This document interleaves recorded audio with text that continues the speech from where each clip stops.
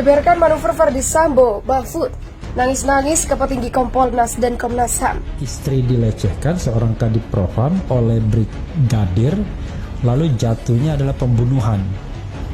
Pakai perencanaan lagi, ya kan? Ini hasil pemeriksaan dari tersangka SS.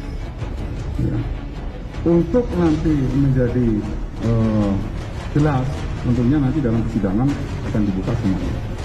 Ya, ini yang membuat tersangka emosi, ini yang membuat tersangka marah, sehingga tersangka yang memanggil dua orang tadi seperti dijelaskan oleh Pak Dirpidum untuk merencanakan pembunuhan terhadap Brigadir J.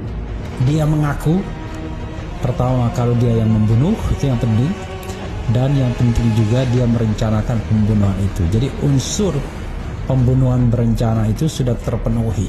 Kami tidak menyangka bahwa Pak Verdi terlibat ataupun selaku pemerintah untuk menembak anak kita Yosua. Kan sebagai polisi harusnya ya dia bukan hanya memperingatkan, menghukum, bisa menghukum, tapi kan tidak perlu mengambil nyawa. Dan apakah iya ya seorang Joshua berani melecehkan istri kadif propam ya?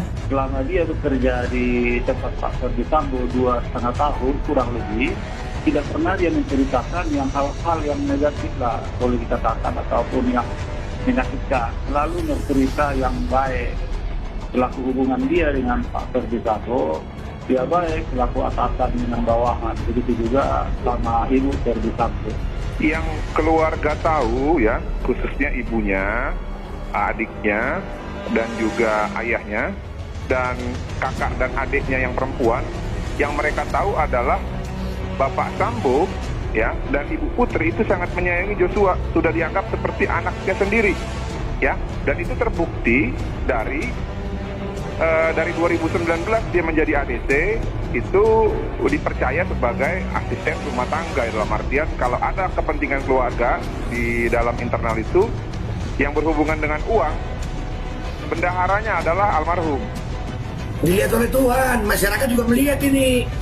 Jangan dong, jangan ada intervensi di kasus ini. Buka segamblang-gamblangnya. Jangan nutup-nutupin. Siapa aja pihak-pihak yang terkait, yang diduga ikut, ya harus dibongkar. Menko Polhukam Mahfud MD menyebut Irjen Verdi Sambo sempat nangis-nangis bersandiwara setelah pembunuhan Brigadir J. Ada momen Irjen Verdi Sambo nangis-nangisan bersandiwara itu dilakukan sang jenderal di hadapan Komisi Kepolisian Nasional atau Kompolnas. Setelah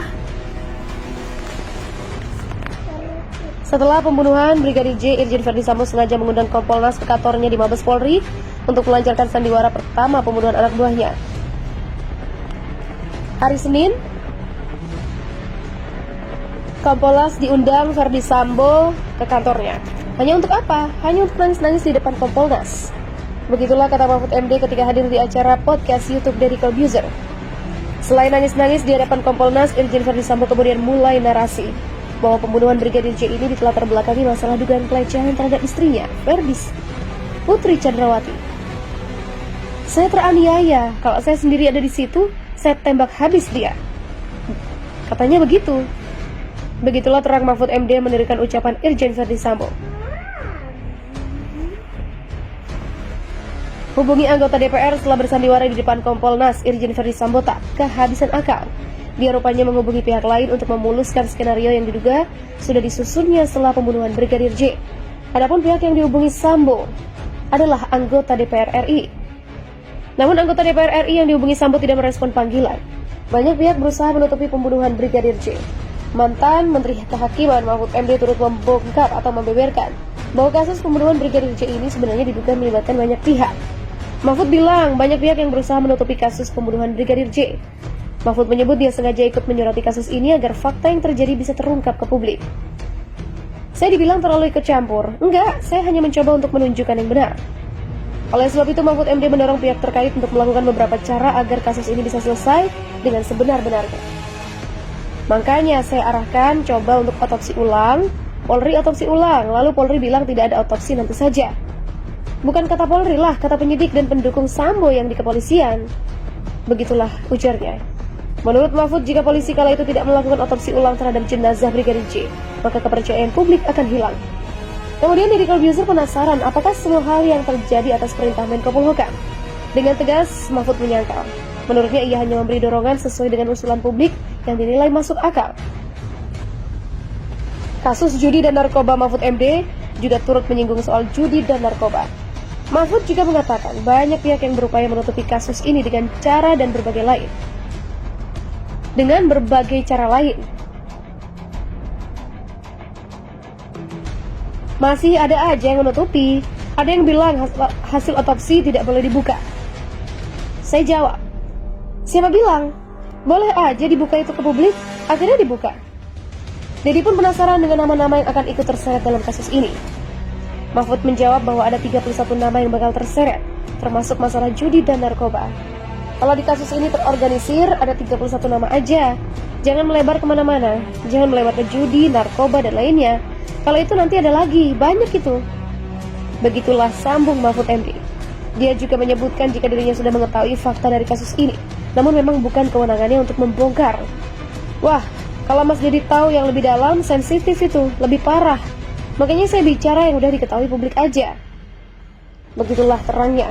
Lebih lanjut dia menyebutkan jika laporan pelecehan seksual yang dialami Putri Chandrawati sudah bisa dicabut. Sebenarnya sudah cukup jelas pelakunya bukan Baradae. Dia hanya diperintahkan oleh beberapa orang yang saat itu ada di situ, kan berarti harusnya laporan pelecehan sudah tidak ada. Mungkin laporan pelecehan akan dicabut di SP3, kan yang dituduh juga udah ditembak mati. Begitulah tegas Mahfud MD.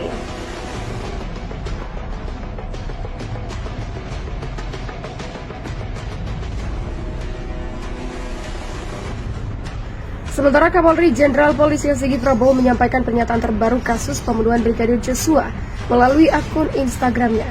Menurut Listio, pengungkapan kasus pembunuhan Brigadir Joshua ini tak lepas dari peran dan dukungan masyarakat. Selain itu juga kerja keras anggota polisi yang menangani kasus tersebut. Alhamdulillah berkat doa dan dukungan dari masyarakat serta seluruh anggota Polri, kami dapat bekerja maksimal dalam pengungkapan peristiwa penembakan di Duren 3 menjadi terang benderang.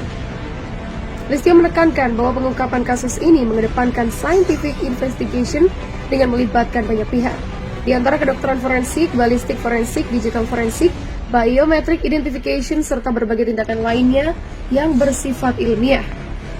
Listio juga menyatakan akan menindaklanjuti seluruh polisi yang diduga melakukan pelanggaran kode etik dalam penanganan kasus tersebut.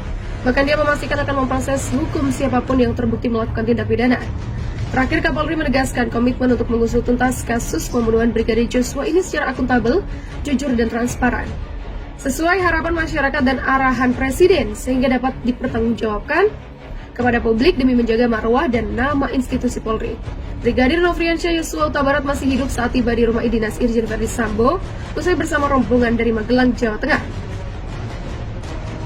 Keterangan itu disampaikan langsung oleh Verdi Sambo ketika Komnas HAM melakukan pemeriksaan di Makobrimob Kelapa II Depok. Dalam pemeriksaan kali ini, Komnas HAM fokus menggali alur waktu sebelum peristiwa penembakan terjadi. Tidak sampai di situ, Komnas HAM juga mengkonfirmasi kegiatan sebelum kejadian di rumah pribadi Sambo di Jalan Saguling 3, Duren 3, Jaksel. Kegiatan itu Beber 6 terjadi 1 jam sebelum insiden penembakan terjadi. Dalam rekaman video yang kami dapatkan, dari kurang lebih 1 jam yang kita juga tidak tanyakan. Dari kurang lebih 1 jam yang kita juga tadi tanyakan, apakah yang terjadi dalam peristiwa itu? Dan ternyata memang ada komunikasi antara Pak Sambo dan Ibu Sambo, sehingga memang sangat mempengaruhi peristiwa yang ada di TKP 46. Begitulah papar Anam. Di ruang tertutup yang berada di Makobrimob, Verdi Sambo mengakui jika dirinya adalah aktor utama penembakan terhadap Joshua. Hal itu dia sampaikan kepada 3 perwakilan Komnas HAM yang melakukan pemeriksaan. Pertama adalah pengakuan FS bahwa dia adalah aktor utama dari peristiwa ini, kata Ketua Komnas HAM Ahmad Taufan Damanik. Sambo kepada Komnas HAM turut mengaku bahwa sejak awal dirinya lah yang melakukan langkah rekayasa, sehingga apa yang terbangun sejak awal kasus ini adalah tembak-menembak. Kedua, dia mengaku sejak awal dialah yang melakukan langkah-langkah untuk merekayasa, mengubah, mendisinformasi beberapa hal. Sementara itu, tim khusus bentukan Kapolri total telah menetapkan 4 tersangka pembunuhan Brigadir J yang terjadi di rumah dinas Verdi Sambo.